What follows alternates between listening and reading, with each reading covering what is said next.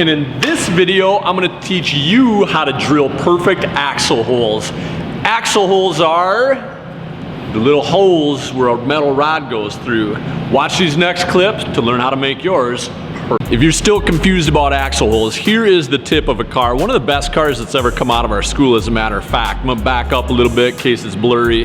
If I deconstruct this a little bit and take this one wheel off, you can see that an axle goes through an axle hole. So it's really important that you have these straight. In these next clips, I'm showing you how to make sure your wheels are straight. Wait a minute. In this next clip, I'm showing you how to be sure your axle holes spin straight. All right, so I am over by the drill presses. Couple of things that you want to be aware of. I like to clamp my CO2 car down when I drill these because I don't want any movement while I'm drilling. The second thing is I like a backer board. So when I drill through my CO2 car, when I go all the way through, my drill bit hits this backer board. That means that I don't have any chip out on my CO2 car and I keep it looking beautiful. Check out these next scenes to learn how to do all of that. This is a close-up of our backer board. As you can see, a lot of holes have gone into that. So what you want to do before you set your CO2 car up is just make sure you're going to hit a fresh piece. So I get that all lined up. Next, I'm taking my CO2 car in with my long side to the left of the bit.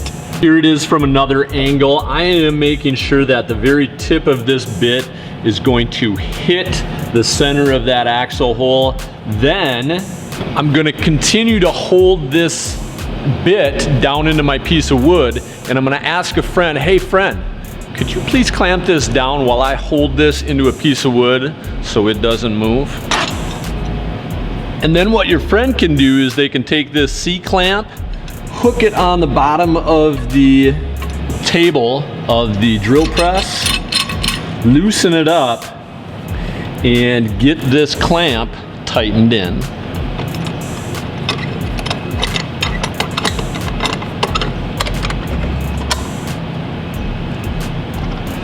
After everything appears to be set up, I typically give my piece the wiggle test. If it doesn't move, that's a good thing. I might check one last time to make sure everything's lined up and it's gonna drill where I want. Put my chip guard in place, and then I drill. This is one of those where it's good to go in and out a few times so that you are cleaning out that bit. Typically I do it in 3, go all the way through, stop, and then I check my work. I'm gonna flip it around and do the other one real quick too, so watch that.